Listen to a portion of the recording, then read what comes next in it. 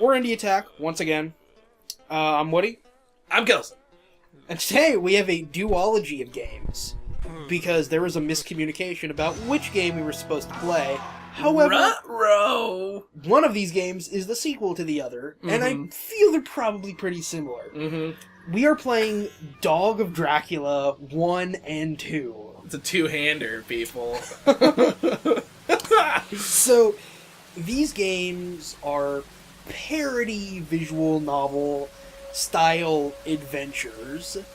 In the vein of stuff like Charles Barkley, Shut Up and Jam Gaiden, not the same genre, but kind of the same humorous tone to them. It's a mockery of, apocalyptic cyberpunk tropes, as well as the pop culture stuff. Yeah, it's postmodern, but done in a very tongue-in-cheek way.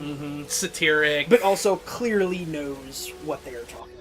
Yeah, no, it's not just random. It's these guys are, I think, very clever.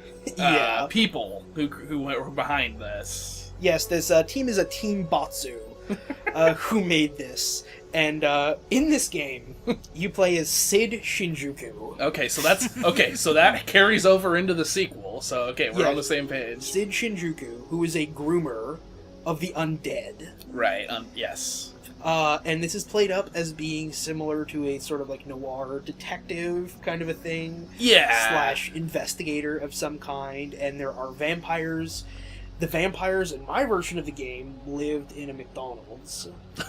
And part of my quest involved burning down a Burger King.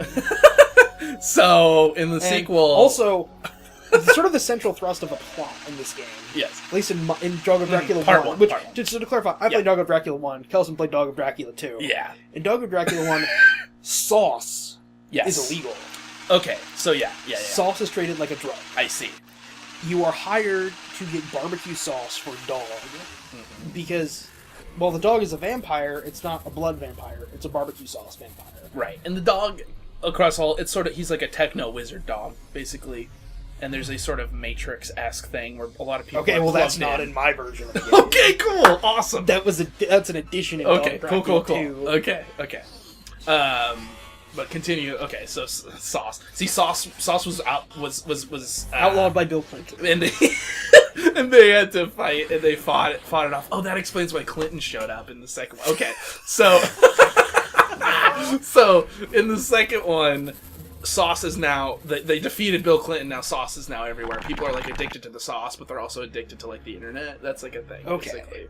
And undead grooming is banned. So he's an ex-groomer in the sequel, basically. He's an ex-groomer in the first one, too. Oh, okay. And it's implied at the start of the game, he's picking up his shears for the last time. Okay, yes.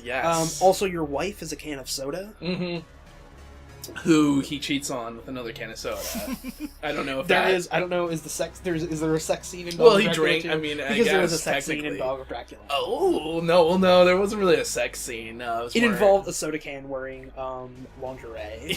Yeah, I guess it kind of flashed. There were, I'm going to say this, there were freaking flashbacks to the original, which was hilarious in and of itself, because I was so baffled. This is not a complex game. This is... You pretty much go from scene to scene, you click on stuff, but goddamn is it well written. Is it funny? It's really funny! And it's the kind of, knowing stupid funny of, if you've been on the internet at all. It's it's talking about, stained Daikamura pillows.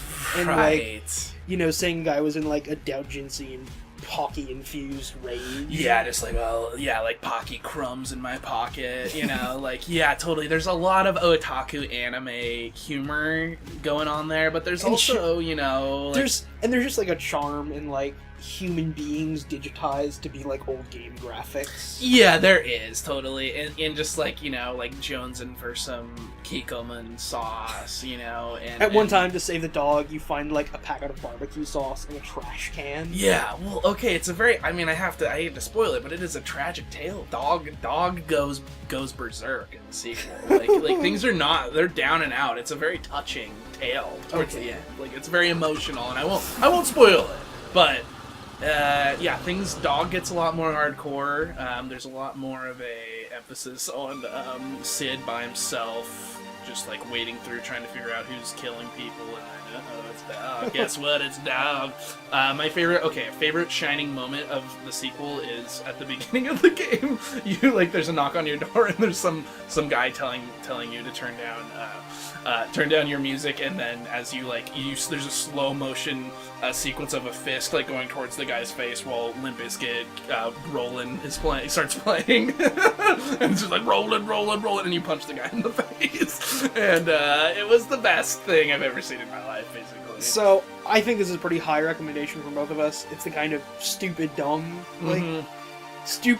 knowledgeable humor. But like it's